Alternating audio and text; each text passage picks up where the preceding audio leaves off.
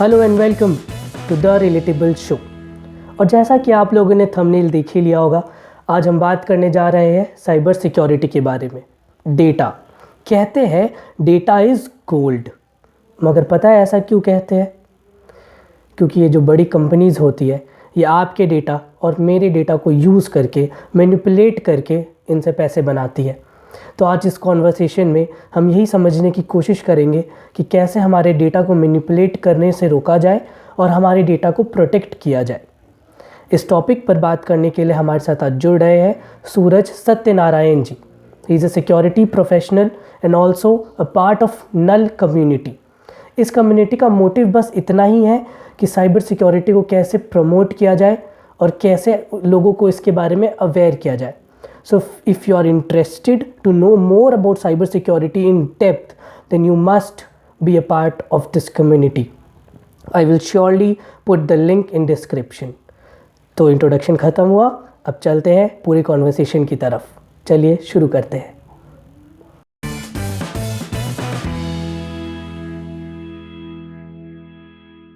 अच्छा, let's start with cybersecurity and data. So I would like to ask you, Suraj, what do you, when you hear about cybersecurity, what does it really mean? If you can tell our viewers a brief about cybersecurity.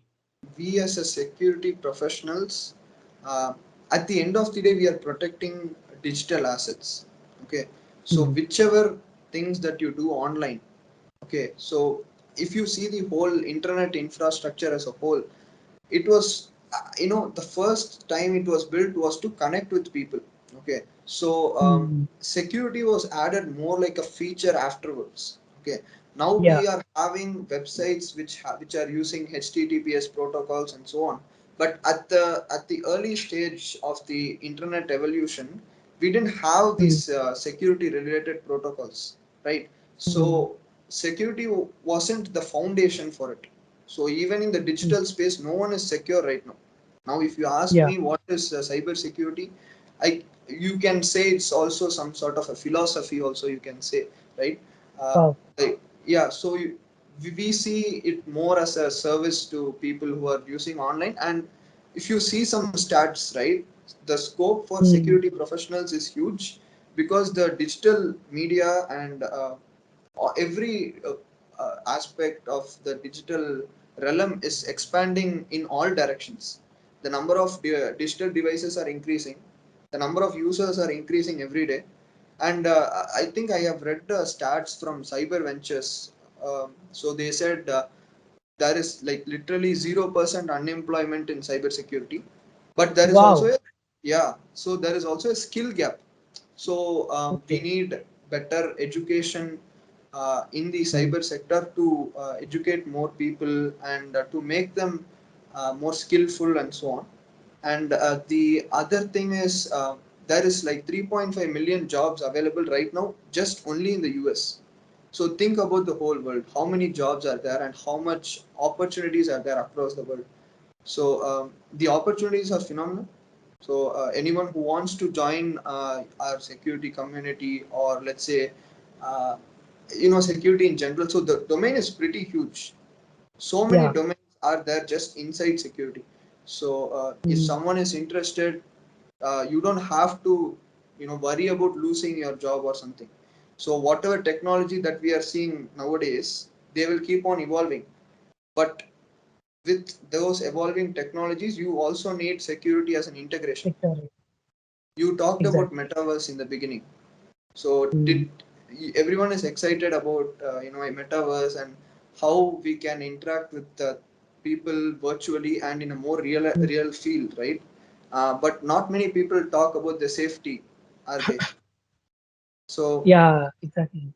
so with more evolution in technology comes it basically expands the threat landscape also. So more hackers will be coming, and so basically the number of cyber attacks will also keep increasing, and we can also see more sophisticated cyber attacks across all domains. Wow, again a great point, because when we talk about cyber attacks, we'll talk about that also in coming conversation. where we'll see like how countries are also, cyber attacking themselves, each other, in order to gain the power over the other country. So we'll talk about that. But my next question to you is about the data part, right? Because cybersecurity is all about data, protection of data, if I'm not wrong. It is about data. So let's understand data first. Like in your perspective, what is data and how it has evolved with time? As technology has evolved, it has also evolved. And so I would like you to tell us about data present and how it has evolved. Okay, so if we just say data, so data is more in the raw form. Okay, so Hmm. data can be like just few strings, characters, numbers, anything, right? So sometimes data might not have any meaning for us to comprehend also. Okay, so Hmm. we have to understand the difference between data information. Okay, Yeah, so data is in the raw form. Information is something that you try to connect things and put data in a context, whereas the humans we try to understand what it is. So that is basically what data is in a raw form. Now, uh, basically, yeah, go go on. on. No, now the thing is that's where things get quite complicated. So a lot of data might get leaked while we are communicating. Now we are having a call. Things might go wrong anytime. So a lot of things we can talk about there also. So when we talk about evolution of data, we'll see like how computers were there, no big computers with setups where they could only have 21, 28 KBs of storage. Like the first supercomputer had around some KBs of storage and all, right? And today we have GBs like anything. So data is also evolving. And also when we talk about the present era, we have smartphones and all. 10 years back and 20 years back, the amount was not same, the information and the technology was not same. So I would like you to give us an insight about the evolution of data. How do you see it? Like, at like 20 years before, it was cybersecurity in terms of data where you have to protect so less, and today it is much more dangerous as data about people, data in respect of people is increasing day by day. As people are coming online, we have everything to lose here itself, right? So how do you see the evolution of data? So the thing is again, first we the evolution of data as in the amount of data that is coming on the internet is keep on increasing every day. Okay, so if Hmm. you see across all platforms, YouTube, Instagram, Facebook, WhatsApp, whatever that you want to talk about, the amount of data will keep on increasing. And where are these data going is the data is moving to the cloud, because almost all the companies that are working today, at least in the internet space, are moving towards cloud. Now if you see for in back in the day, so as you mentioned, even a small amount, even small storage, you can see big equipments, right? And Yeah. and those companies were also having huge servers in their backyard, and it's huge servers just in their office space as well. Now those kind of things are starting to change with cloud. So we are seeing things like infrastructure as a service, platform as a service, software as a service, a lot of things when it comes to cloud. So the evolution of data will go like this. Now more data will be coming on every day. You can't stop that. So if you restrict the amount of data, you are basically restricting evolution of us, because Yeah. everything is data. Starting from your DNA, everything is data, right? Wow, that's good. So you can't restrict that. So if you restrict that, you are basically trying to restrict the country's economy, people's personal growth, companies growth, everything. So we should not restrict that. Now with more data coming in, as I mentioned before, you will get more attacks. So you need more security professionals to protect it. You need more, let's say, for networks you need better firewalls. For devices you need device level security. So for web apps you need similar, like web app firewall. A lot of things are coming into place. So basically, what I'm trying to say is data will grow every day. You can't stop it. Right. And how I see it is, it's how we store data. Are we storing the data securely? Is the data in transit being secure? A lot of things we have to see in these things. Wow, very nicely put. The point you made was like everything is data. And I guess this is what evolution of data means. Like, at present, there was a very little we knew, and today we know a lot. And tomorrow, as you said, every day it's increasing and evolving. So, evolution is on a daily basis. And that's very important to understand. Because I read somewhere, and also it's very general, we hear it all the time that data is the modern day gold.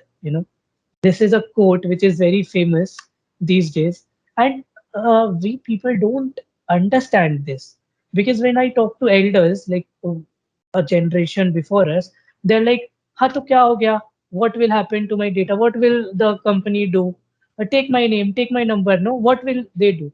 But they don't understand how important it is because companies like big corporates, I don't want to name them, but you know whom I'm talking about. They are collecting your data and somewhere influencing you in order to personalize your ads, to sell their audios, videos, products, everything. So I would like you to talk more about data is gold in today's world, if you can give some insight on that. Sure, sure. So the thing is, why people connect it with commodities like gold or oil, mainly Hmm. because data is so valuable these days that companies use your data to make money, right? Yeah. So you use a lot of products these days in the digital world. Most of it is free, but you wonder, and you use their services and so on. Have you ever wondered how they are making money if they are giving services for free? Advertisements. Yeah, so the thing is, when something is free, I mean, this is a very popular, right? So when something is free, you are the product.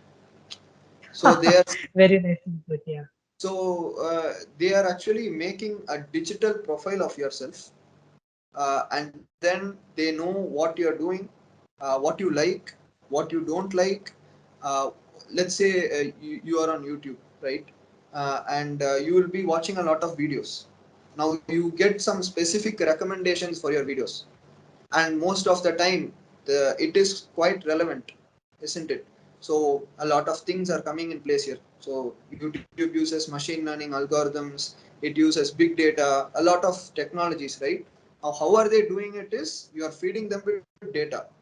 Let's say you're liking this video or disliking this video, or you are saying I'm not interested in this video. Everything is collected.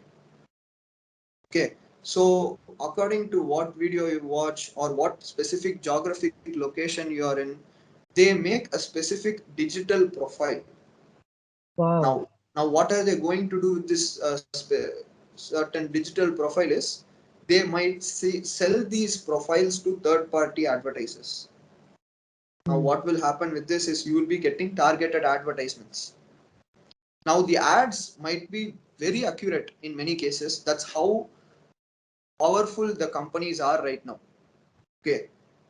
So the thing that's constantly worrying me is they can literally predict what you're thinking the next moment also. So that's how much data that they have. And as a matter of fact, they also know more about you than your parents Really. or your spouse. Okay. Probably myself also Yeah, is the way they are everyone analyzing. included. So if you are not aware of what data you're sharing or what data you hold, or you know give it to some email service, or and it can be anything, right? Let's say you're using a particular browser, you're using a particular email service. uh, so you are basically giving them your data for free. Now how many times that people read the privacy notice of these applications, or how many times people have actually explored what kind of data that certain applications are collecting? Not many times, right? So that's the problem we are having right now in this particular time. And why should we be concerned is not only your data is valuable and they make money out of it, it can also lead to something like so you are some say you are giving certain information to, let's say, to certain social media. Okay, now Okay. you are giving your name as this and a lot of other details, so on and so forth, right? Now that is your digital identity. Okay, Yeah. now that digital identity can be morphed, that digital identity can be made fake, or that it can be misused by someone else, right? So basically someone can say, I can use your photo and say that I am Rahul, something like that. Wow. So That is that is so. called, I that is basically that I am stealing your identity, which is illegal, Wow. but I'm giving you an example of how your data can be misused. And as a Mm. matter of fact, our data is being misused by a lot of companies these days. It is. So what can we do about it is, so let's say first thing, you have to restrict yourself from using their services. And second Mm. thing, let's say we are talking about as a country as a whole. Okay, Mm. now we need better privacy laws. Okay, so Yes. so we need, very strong privacy laws for companies so that they do not misuse our data, right? Now we have GDPR. Okay, so Mm. GDPR is it's a privacy law in European Union. Now that is considered as the golden standard for privacy laws these days. Now we can also take GDPR as a reference and implement it here in India, or it applies to so many other countries. Now GDPR can be taken as a reference and implemented everywhere in the world. Now Mm. that is when we are going to protect our data better, and that is when uh, companies are not given that many chances to misuse our data. So I mean, given that, that doesn't guarantee you anything. That is only giving you an extra layer of protection. That's it. Not, Exactly. Nothing in the You world will guarantee you safety. you rightly mentioned about the laws which we have present at present. I read IT Act recently, not in depth, but yes, I have an idea about it. So I one thing I found was that the laws which are made are not strict. Either you are getting punished for a year or maximum 3 years. There are certain very one or few laws where you get imprisonment for life, or else you are getting punished for a year or 3 years maximum. Like you mentioned about impersonation, right? Impersonation, I guess it's they charge you for an year maximum. So this is something very dangerous. We'll go for it again also. But one thing you also mentioned was about how our data has been manipulated, right? The way you said, like when we watch YouTube videos, we have the recommend section where we see like what we are liking, we are watching, and similar stuff in order to stay in that platform. So not only by collecting our data, they are selling us advertisements, but also keeping ourselves on that particular platform for a longer duration. Like if I like the videos I'm watching and I've been recommended the similar kind of videos, I'll keep on watching them, and I'll be using their platform more. So we have to understand these things, like we have been manipulated psychologically. uh, there are two actually series based on this in Netflix. You must be knowing about it. The Social Dilemma was one, I guess, and there was one more where they are talking about this. And the person who created this YouTube recommendation section, he mentioned that don't ever click on the videos which are being recommended to you. I created it, and I'm telling you that it's in a way dangerous because you'll be in a loop, you'll be stuck. So how big a threat is it? How do you see, like at present it is there, and as you also mentioned, it is evolving, and with coming of technologies like metaverse and all, how big a threat do you feel it is, the manipulation of data? Okay, so yes, manipulation of data is one thing, but the data is associated with you, so they are actually Yes, manipulating you as a person. Okay, now exactly. now the thing is, okay, yeah, it is true that they are actually making you more and more addicted to their platform, but think about it, that is their business model. The more time you Hmm. put in their platform, the more money they make. Almost all the social medias are making more revenue every quarter. Almost all the video platforms like YouTube, they are also evolving and they are making more and more money. Okay, now these platforms are built in such a way to make you spend more time. Okay, now the thing is, it is your choice to spend more time or not, and you have to use your time judicially, right? Now, yes, it is addictive indeed, but what you can also maybe do is, let's say you're using YouTube, maybe try Hmm. using YouTube in incognito mode. So Hmm. that's where they can't profile you that much. Or let's say you're using from a browser, use as more privacy centric browser like Brave Yeah, than the actual Chrome and Google all. Chrome, what most people are using. So Brave is one of the most private and secure browser. Um, I mean, there are other so many other options as well. Um, but the thing is, from what I have observed, there is something called browser fingerprint. Okay, so one thing you have to see is not only browsers collect a lot of data in general, but also it also depends on what kind of websites you browse. So there are Hmm. something called cookies. So if cookies Yes. become very powerful, so uh, that's why we need laws. Okay. So for example, let's say I open google.com somewhere else in EU or something like that. They will give you a pop-up saying, are you sure you want to continue, or are you sure that this data is being collected from you, or something like that. Okay, are you sure you are allowing this cookie in a particular browser? Most of the time people will just allow, right? But the thing is, cookies track you across platforms, not only on Wow. their website. And that not only happens in websites or in the browser, it also happens in your phones. So applications can track you off platform. What, So off, like apart yes, from their own platform? yes, Apart, they can even if track I'm you not off using platform. that thing. Yes. So for example, let's say you're opening Facebook or some application in your phone. Okay. Now they can track you off platform. So if I open application A, I move on to B, C, D, E, and so on. I have hundreds of applications in my mobile, right? Now they have the capability to know what other applications I have opened in my phone.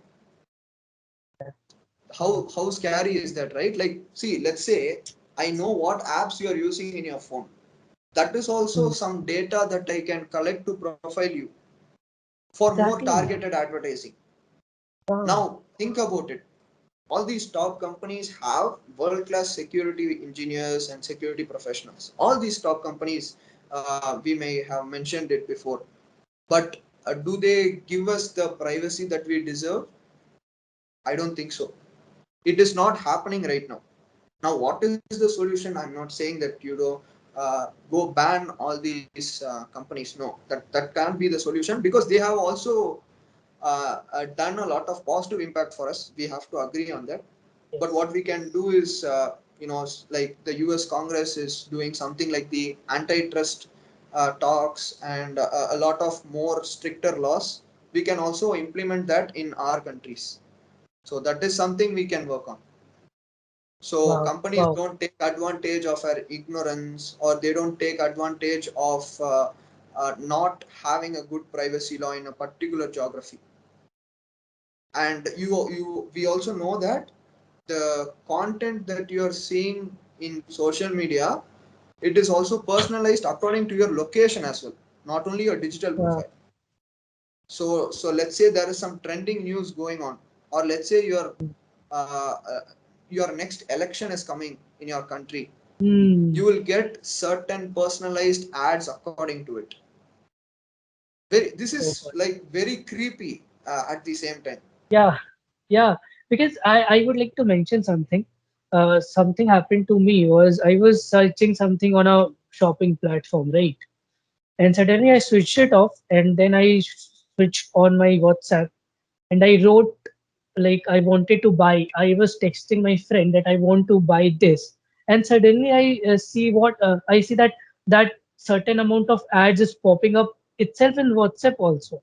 I don't know how does that work because they say it's end to end encrypted and all, but while I'm typing that to my friend, it is suggesting me like here you can buy this and all.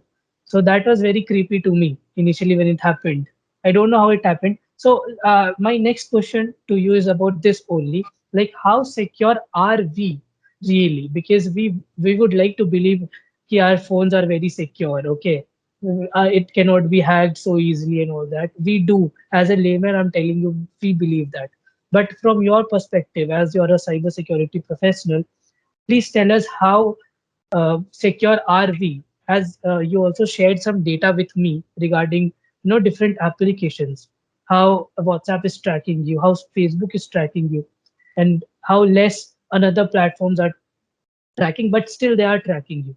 So please give us an insight on how secure are we in this present moment with our Okay, now devices. see the short answer will be we are not secure at all. Okay, so it depends on again I said it depends on what application you use. It depends on what kind of operating system you use. It depends on how you use these kind of operating system. You can have the most secure operating system, but if you go and click on some random malicious link, you are going to get compromised anyway, right? Now you mentioned about WhatsApp a couple of times. So the first thing I would say is WhatsApp did release a privacy update, if you remember, and Yes, they clearly said that they are going to sell your metadata to their parent company, uh, Facebook. right? So that is Facebook now, Meta. Hmm. It is going to happen, and you know it. That is what they are saying is they will be collecting a lot of metadata. Now, metadata is data about your data. Okay, now they can say that they are end-to-end encrypted and so on. So first thing that we have to see is be quite skeptic about all these things. So if someone says Hmm. something online, right, first question them how or why or something like that, right? Now First. now who is saying WhatsApp is encrypted is WhatsApp itself or maybe also their parent company. Okay, now there Hmm. is no third party that can actually verify if these chat platforms are end-to-end encrypted. First thing. Now, why I'm telling this is because that's why we should move towards open source platforms like Signal. Now, Signal is a software that is very, very, very secure than WhatsApp in so many different spectrums. Okay. Now, why is it more secure? So, a lot of third parties can actually audit the source code of Signal because it's Hmm. completely open source, right? So Signal, the entire code of which the application runs on can be reviewed by security professionals, find flaws or vulnerabilities in the code, and so on. Now, we also mentioned that it WhatsApp collects a lot of metadata. One thing that we Yeah. have to keep in mind is, uh, a U.S. government employee he mentioned that we use metadata to kill people. Okay, so it is being done. So metadata is really important, and if you think metadata is not important, you are very wrong. So what I would say is switch to Signal if you are using WhatsApp, because Signal is more private and secure. They also encrypt their backups as well. I think recently WhatsApp released a backup that is encrypted, but doesn't make much a difference if they are not if they are still collecting your metadata. So that is one point. And the next thing is try to use a secure browser. As I mentioned, one is Brave. And about coming to operating system, previously I Hmm. mentioned about uh, you know off-platform tracking.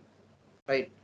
Now, what can you do about it? Okay, so there are Hmm. certain settings that you can do in your Android, which you can just view multiple platforms. But the thing is, you have to do some things manually and so on. Okay, now Android itself is not that great because it's been embedded with a lot of Google services. Hmm. Because if you see the entire Google business model, uh, that's how they make money, by tracking you, giving you ads. They also mention that it is to give you better services. That is partially true, but it is also Hmm. to collect a lot of data on us and to basically immerse ourselves in their Google ecosystem. Okay, that is one thing. And if you see the other platform like iOS is Hmm. more secure, and it also prioritizes user privacy. So there is a recent update called iOS 15. Now I think it's 15.1. Now the thing is, they give you privacy reports of of all applications in their app store, and they also give you the option if the application can track you or not. Hmm. Now Okay, I am nice. Yeah, now I am a bit skeptic about a similar feature coming to Android, because if they even implement it, it can directly tamper the business of Google and other companies. Hmm. So why would they? Of course. Yeah. So if you have if you can afford to get Apple, I would say go for it. If you Hmm. are getting Android, uh, try to do some manual settings to make yourself more private, but it can't reach the standard of an iPhone. If you want a level better than say an iPhone, like you want to be more private than being Apple, that's when we have to talk about other operating systems like Graphene OS. So Graphene Okay. OS is one of the um, most secure and privacy-centric operating system. It's open source as well. Now, why we have to talk about Graphene is, so this is basically compatible only with Pixel phones. Okay, so you have to Okay. take Android out of the picture. You get Hmm. a Google Pixel phone, but install Okay. a different operating system in it, and that will be Graphene. That Graphene, or you can also say Calyx OS. So that is also very secure compared to the Android operating system.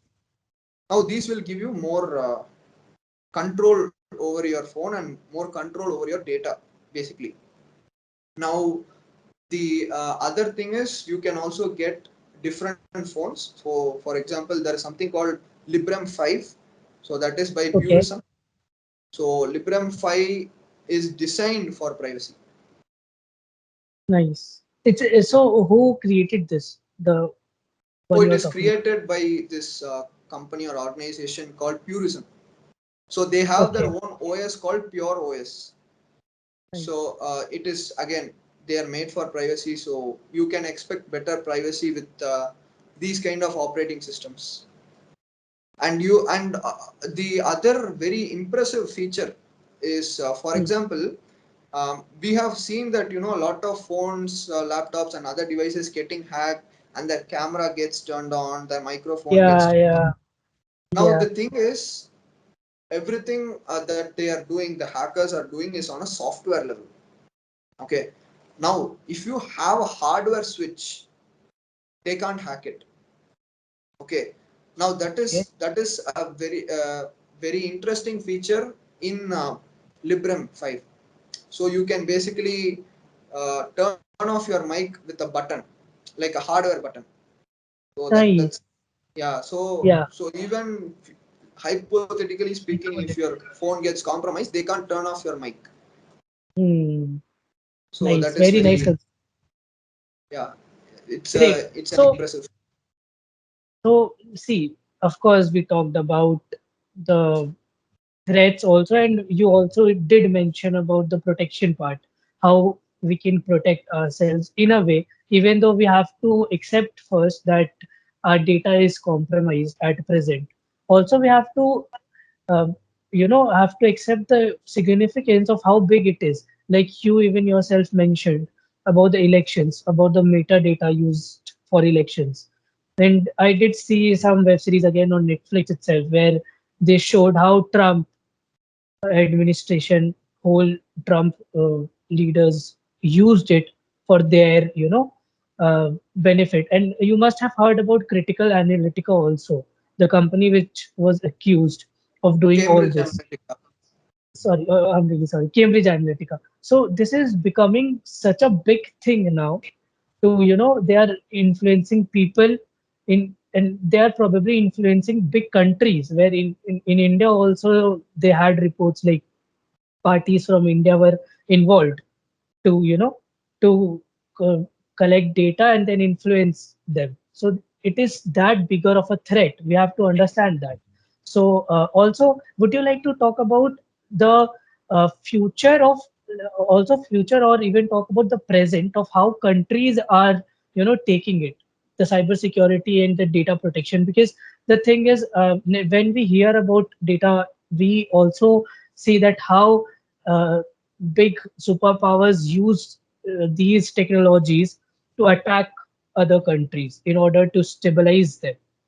So, would you like to talk about that a bit? How important it is in that context?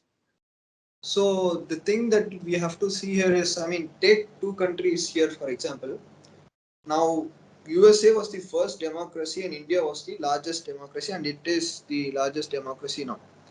Now, in a democracy, people have the power to choose their leaders.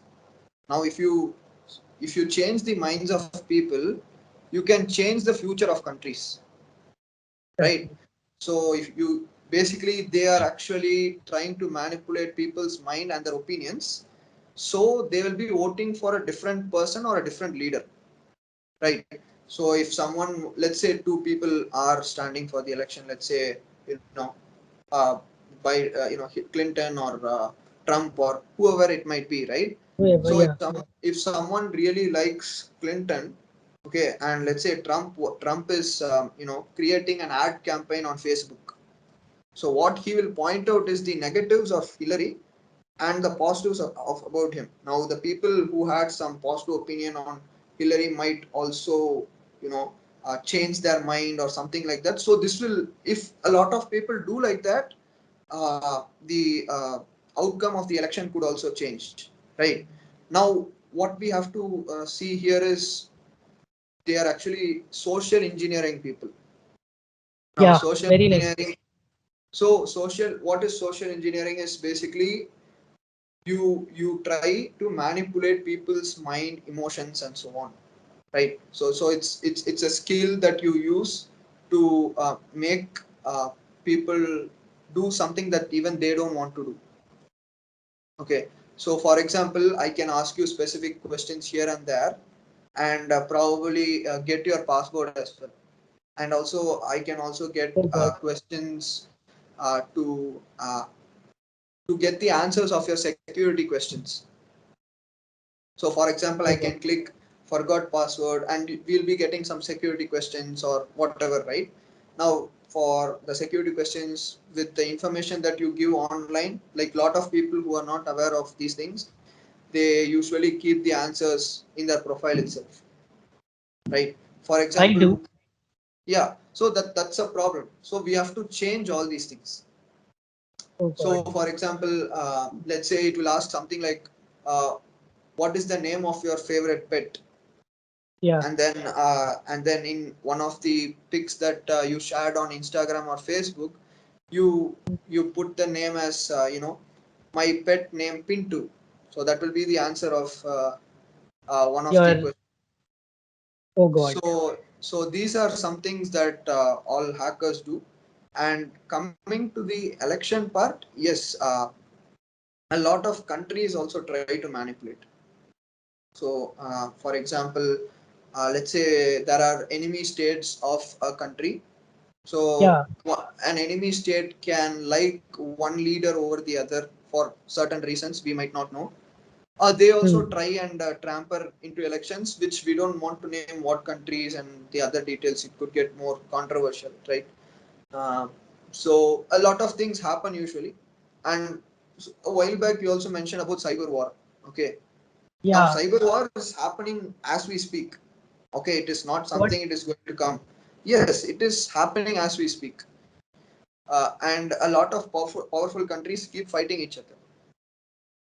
So they try to attack the critical infrastructure of countries and so on, which is again very bad for countries who Very are big being threat. victim. So again, when it comes to election, so one thing probably we can do is make the election more secure. So I'm also working on things like blockchain and other things. So Hmm. blockchain is something that can help you make your election more secure.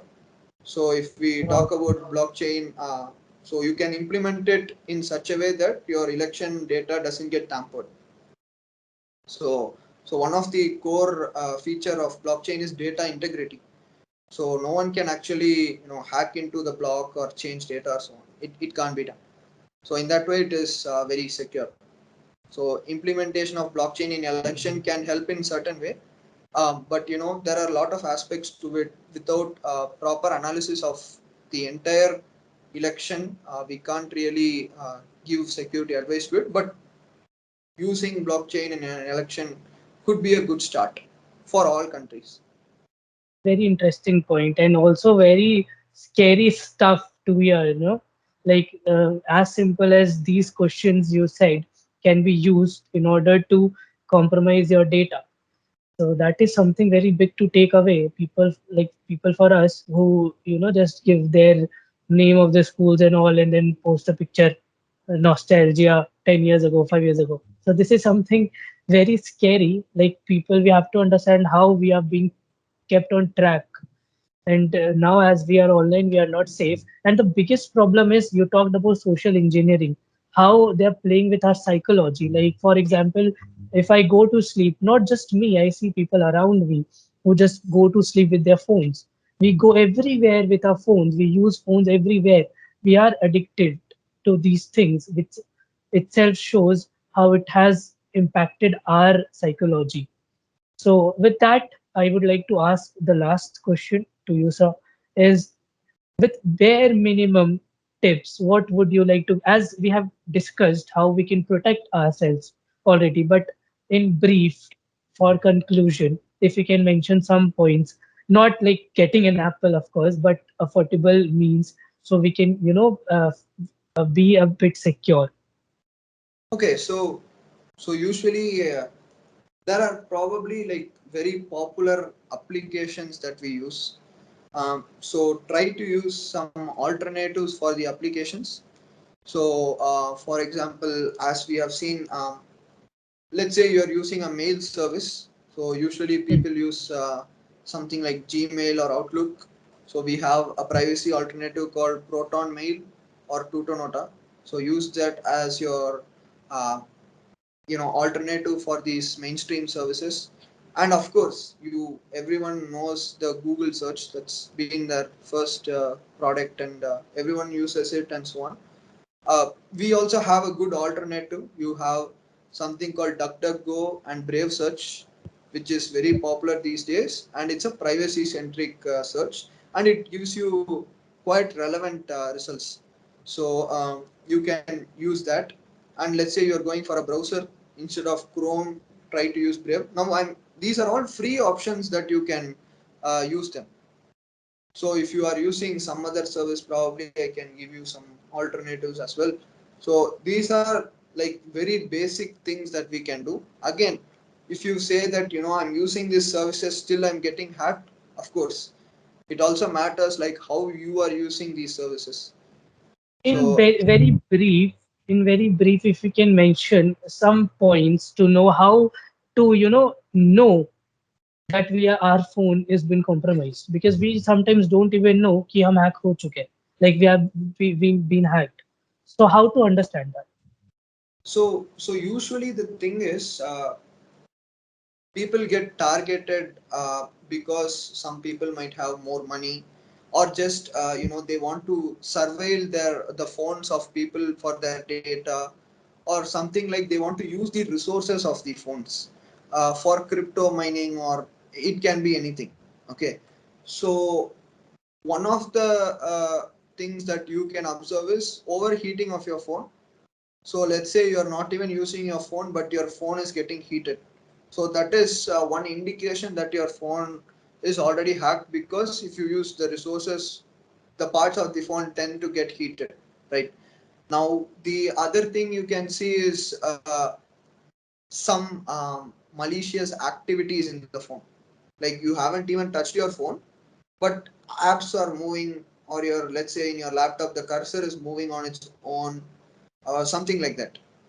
So some malicious activities.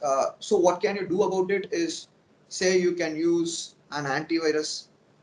There are multiple free antivirus that you can look it up, that can help to some extent.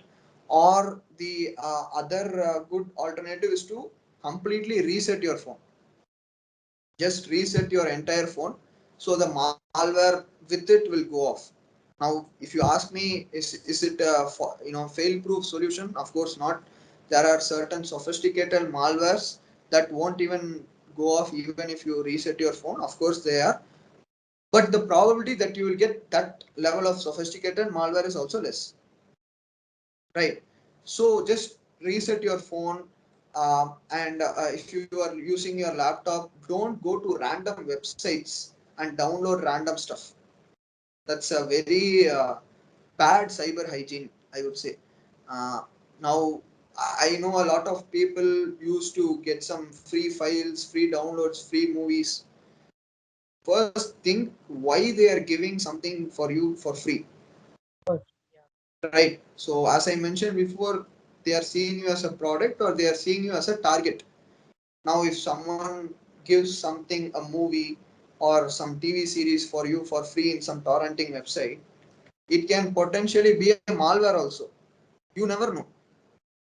Now silently the malware can be using all the resources of your laptop. It can silently switch on the camera.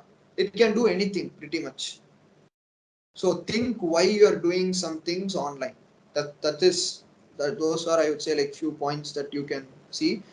And the other thing is, you will always be getting something like an image or some file from your friend, colleague, family, whatever it is, and they might be sending you intentionally or unintentionally, depends on the situation. Always try to put those links or files in a website called Virus Total. Okay, so use Virus Total to check if these have any embedded malware in them or something like that. Now again, Virus Total is not 100% fail safe, but it But adds it an is, extra layer of protection. So nothing in the world is 100% secure or fail safe. Okay, but are you in a better security posture than before? Absolutely yes. yeah. So you can use these small things to be more hygienic in the digital world, I would say. Wow, very interesting and very informative. And all I would like to say is, yeah, please take care, please be aware and alert, because these days it's all about, hacking stuff and all. And your data is very important. Don't take it lightly. So we have to understand that. And with that note, I would like to wrap up. Thank you so much, Surajji, for coming to the show. I really appreciate you being here and giving us such security tips, and also mentioning the threats in order to understand them and then be secure. Thank you so much for coming. Thank you. Yeah. Thank you, Rahul. Thanks for having me.